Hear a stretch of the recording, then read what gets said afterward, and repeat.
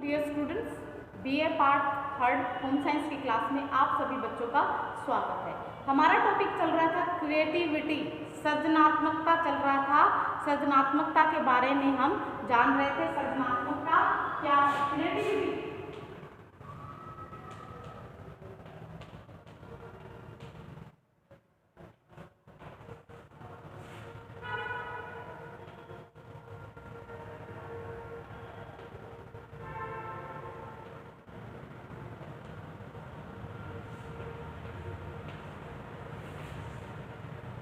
Creativity सृजनात्मकता, इसकी definition हमने कल की थी, इसकी परिभाषाएं की थी और इसके बारे में हमने कल जाना था। आज जो करेंगे वो है बालकों में सृजनात्मकता का महत्व क्या है। बालकों के लिए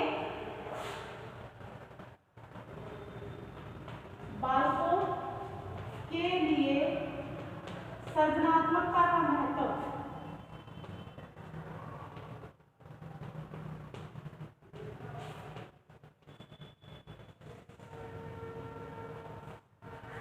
कि बच्चों में इसका क्या महत्व होता है, क्रिएटिविटी के द्वारा उनको क्या लाभ होते हैं। सबसे पहला जो लाभ आएगा इसमें अच्छे कार्यों के लिए प्रेरित करना।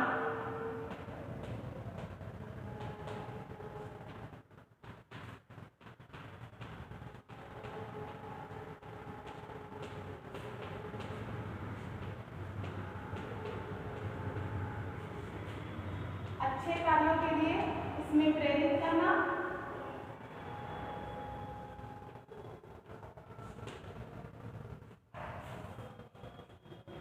दूसरा है सृजनात्मकता से ज्ञान की प्राप्ति।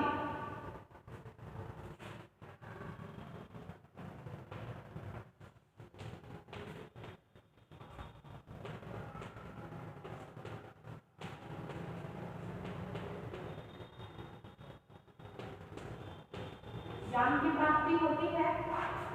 मनोरंजन के लिए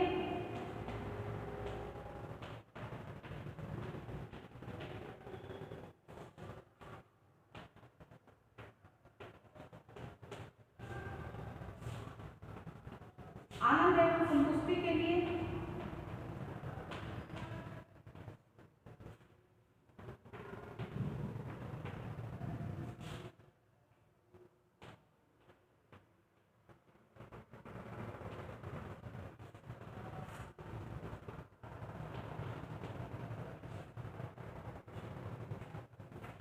सामाजिक समायोजन में सहायक।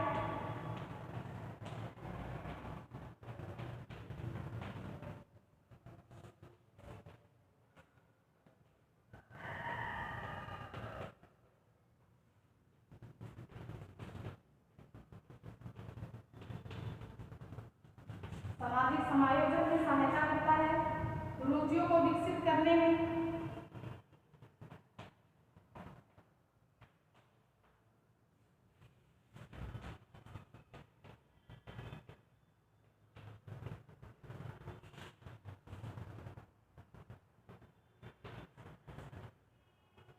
रुचियों को विकसित करने में, सफलता प्राप्त करने में।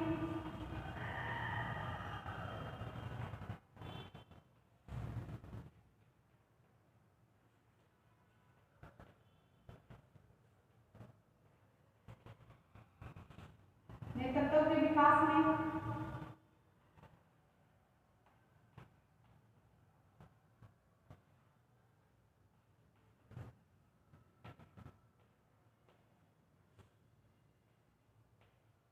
नेतृत्व के विकास में इसमें आ जाएगा संवेगों को अभिव्यक्त करने में। संवेगों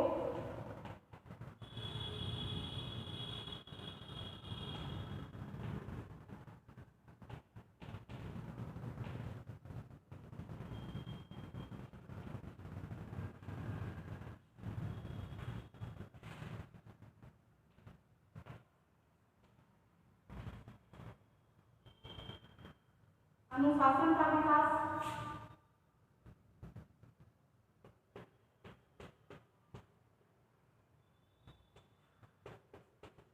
अनुशासन का विकास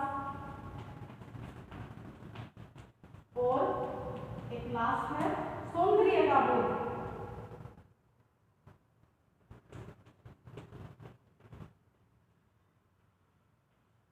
सौंदर्य का बोध, ये सभी क्या है, इसके एडवांटेजेस हैं, इसके महत्व है क्रिएटिविटी पढ़ने के।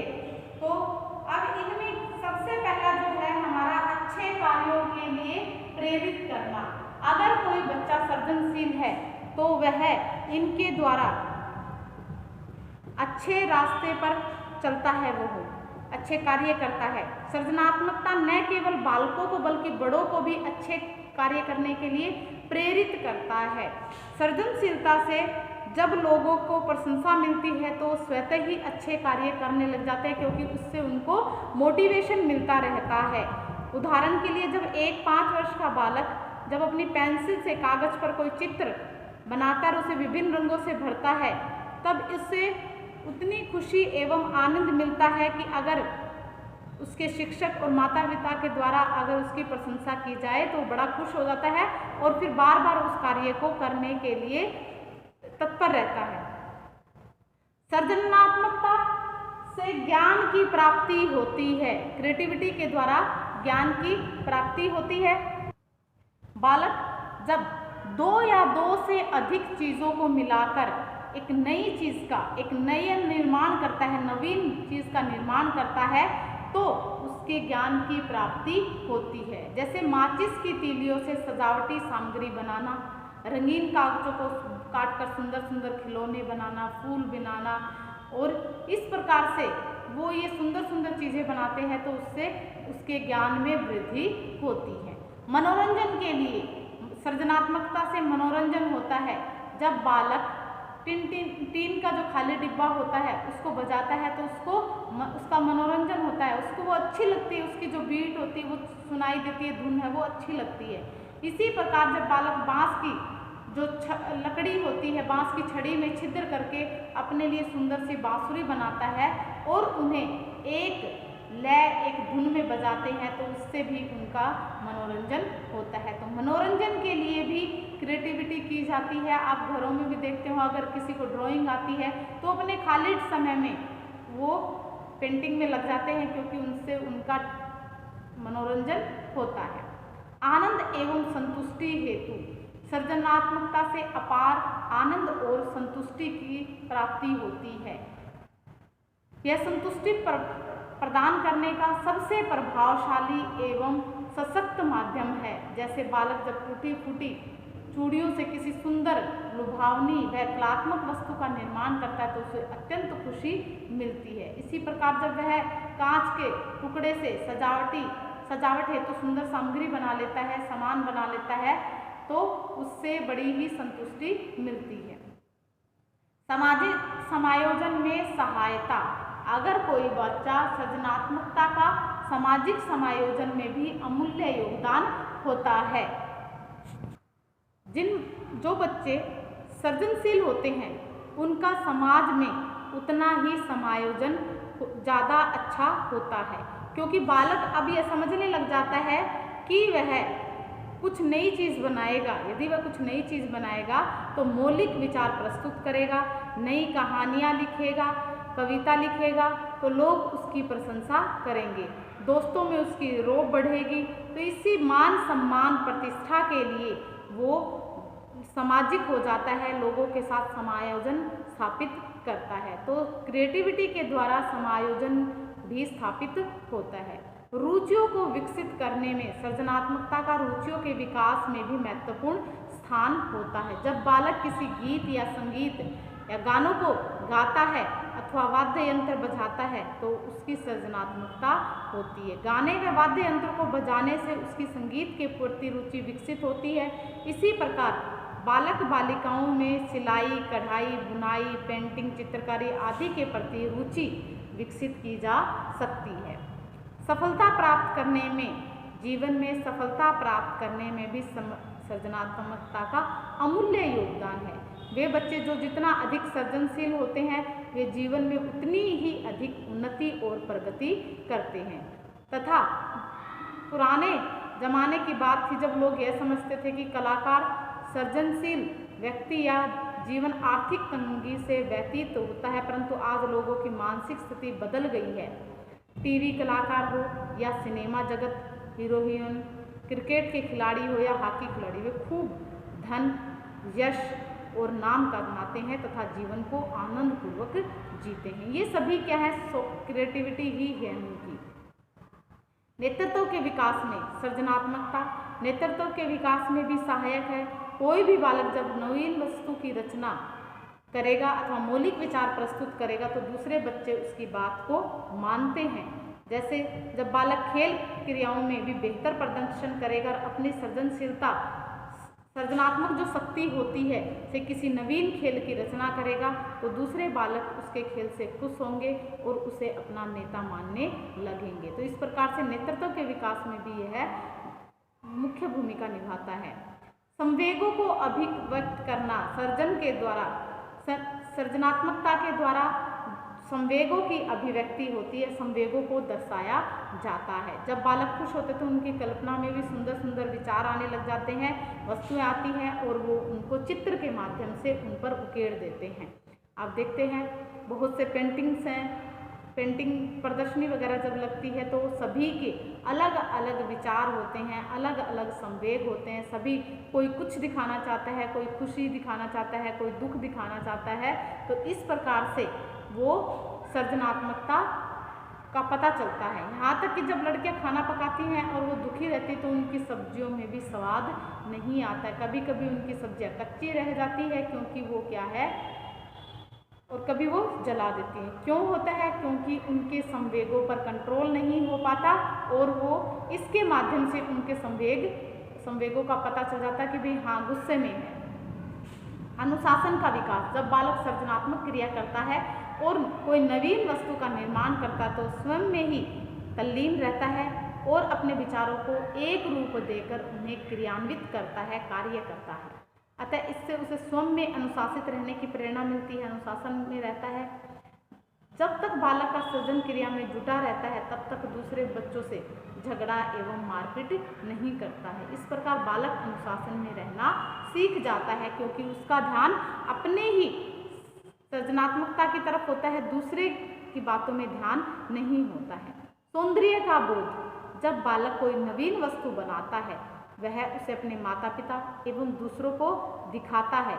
इससे दूसरे बच्चे अपनी प्रतिक्रिया व्यक्त करते हैं कि अमुक वस्तु सुंदर है या अथवा खराब है। जब उसके बनाए वस्तु को लोग सुंदर बताते हैं तो उसे सुंदरता का बोध होता है, ज्ञान होता है कि भाई हाँ मैंने जो चीज़ बनाई है वो अच्छी बनाई है। इसके विपरीत जब दूसरे लोग उसके चित्र की आलोचना करते हैं तथा उसे खराब बताते हैं तो बालक यह समझ जाता है उसके द्वारा बनाया गया चित्र सुंदर नहीं है। इस प्रकार वह सुंदर एवं खराब चीज़ों में भी अंतर करना समझ जाता है और उसे सौंदर्य का बोध होने लग जाता है कि भी कौन सी वस्तु सुंदर है और कौन सी बुरी है। तो ये हुआ हमारा बालकों के लिए सृजनात्मकता का महत्व। तो ये टॉपिक हमारा यहीं पर कंप्लीट होता है। अगला जो हमारा टॉपिक होगा वो होगा पर्सनैलिटी, यानी व्यक्तित्व का स्टार्ट करेंगे।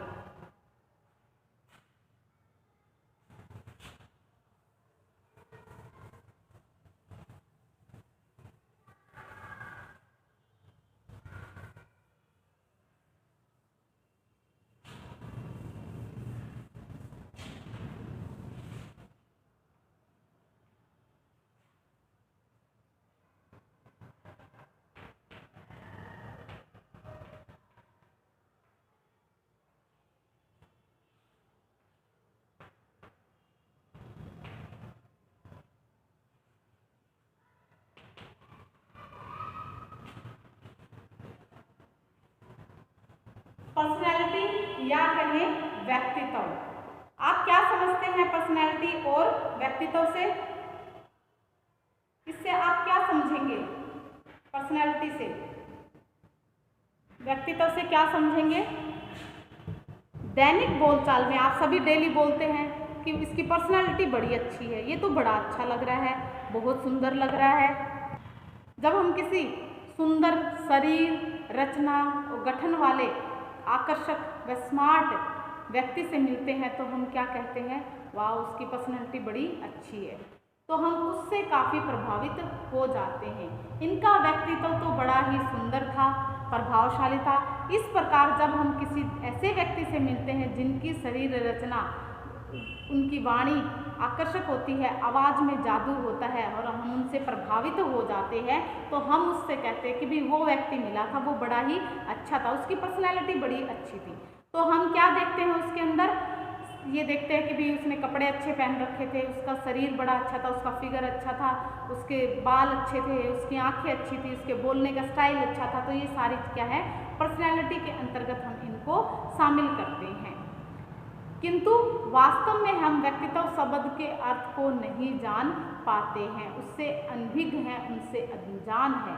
इसके बारे में अधिकांश लोगों का यही कहना होता है कि जो सुंदर है, आकर्षक है, लोगों से ठीक प्रकार से मिलते जुलते हैं, तो वही क्या कहलाती है, पर्सनैलिटी कहलाती है।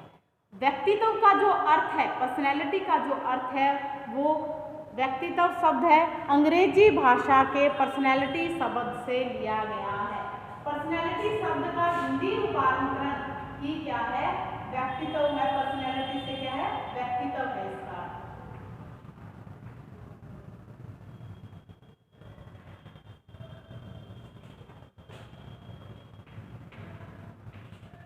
ये क्या कहलाएगा, व्यक्तित्व कहलाएगा। अब ये शब्द कहां से लिया गया है, यह लैटिन भाषा का शब्द है, लैटिन भाषा का शब्द है।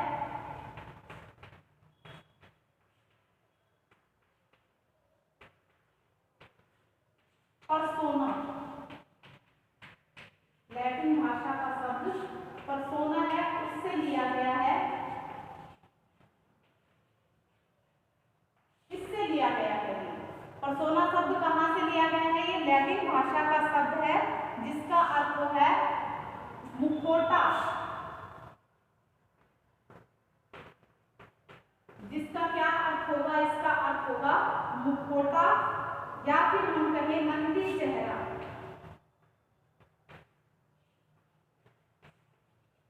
लैटिन भाषा का पर्सोना शब्द से लिया गया है जिसका अर्थ होता है मुखौटा या नकली चेहरा।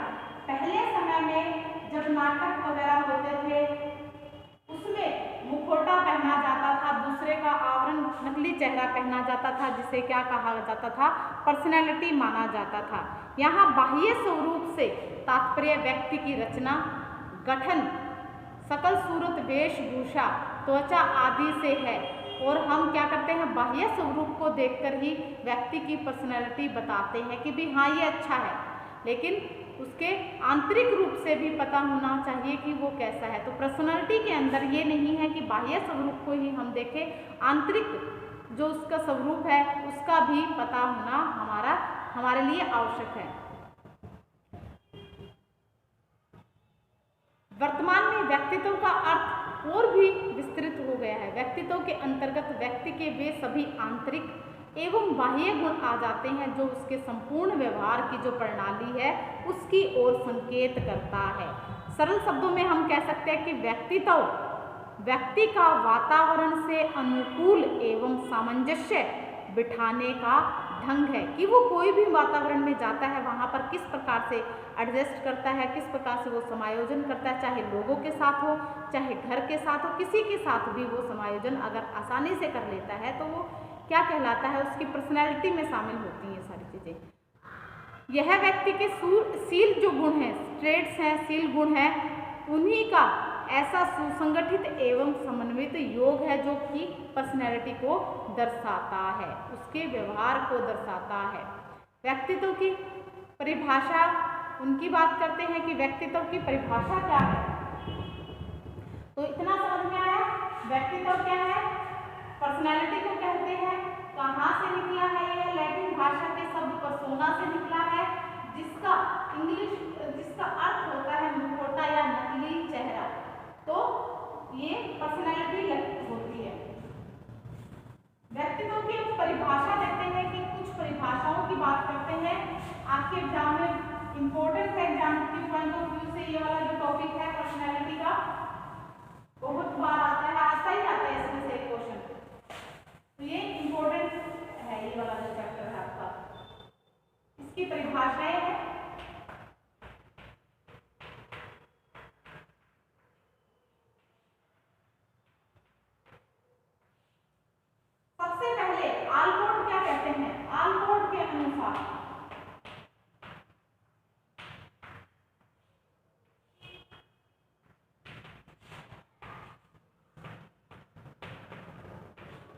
आलपोर्ट ने कहा है कि व्यक्तित्व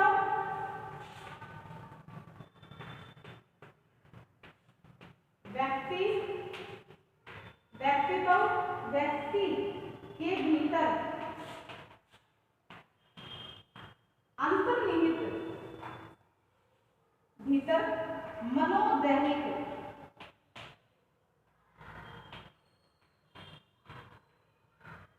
मनोदैहिक गुणों का वह गतिशील संगठन है।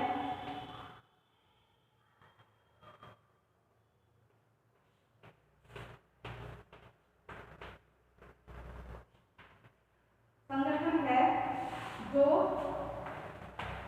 वातावरण के साथ उसका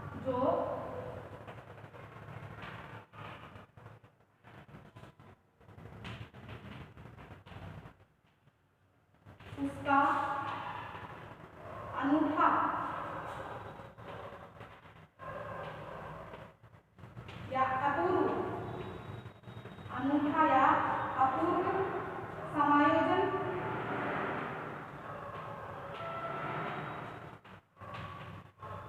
का निर्धारण करता है।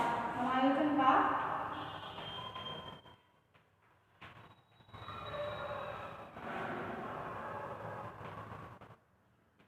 तो आलपोर्ट ने क्या कहा है व्यक्तित्व के बारे में, उनकी क्या राय है?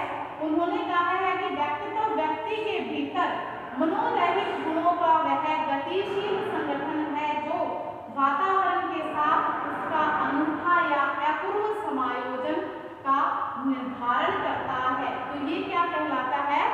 व्यक्तित्व कहलाता है। अगली जो एक डेफिनेशन और है वो है वैलेंटाइन के अनुसार। कम से कम 2-3 डेफिनेशन तो आपको पता ही होनी चाहिए।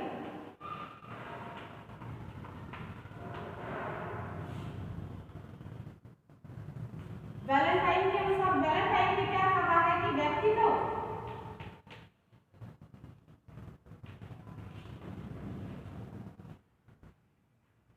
जन्मजात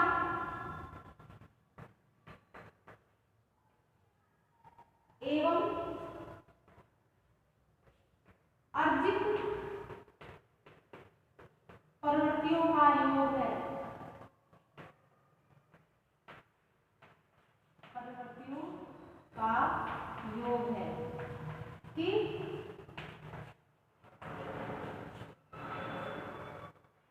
वैलेंटाइन ने कहा है कि जो व्यक्तित्व है, जो पर्सनैलिटी है, वो जन्मजात भी है और वह एनवायरनमेंट में वातावरण के साथ अर्जित भी होने वाली प्रवृत्तियों को मिलाने, दोनों का योगफल है, वो क्या कहलाता है?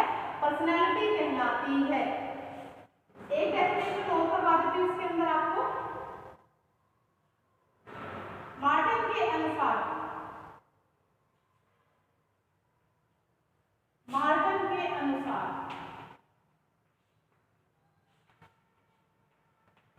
मार्टिन ने क्या कहा है? उन्होंने कहा है कि जो व्यक्तित्व है, व्यक्तित्व व्यक्ति के जन्मजात तथा अर्जित जो स्वभाव है, जो उसके मूल प्रवृत्तियां हैं और भावनाओं तथा जो इच्छाओं हैं उनका संगठन है। अर्जित स्वभाव, मूल प्रवृत्तियां, भावनाएं एवं जो इच्छाएं हैं उनका जो योग है वो व्यक्तित्व कहलाता है। तो ये हुई व्यक्तित्व की परिभाषाएं। तो आलपोर्ट ने क्या कहा? व्यक्तित्व व्यक्ति के भीतर मनोदैहिक गुणों का वह गतिशील संगठन है जो वातावरण के साथ उसका अनूठा और अपूर्व समायोजन का निर्धारण करता है। वैलेंटाइन क्या कहते हैं कि व्यक्तित्व जन्मजात और अर्जित प्रवृत्तियां हैं, उनका योगफल है, उनका योग ही व्यक्तित्व कहलाता है। मार्टिन ने कहा है कि मार्टिन ने क्या कहा है कि जो व्यक्तित्व है वो अर्जित है और क्या हो सकती है? मूल प्रवृत्तियां, उसका स्वभाव और उसकी इच्छाएं, इन सभी का योग है वो व्यक्तित्व कहलाता है। तो आज के लिए इतना ही। Okay bye, have a nice day.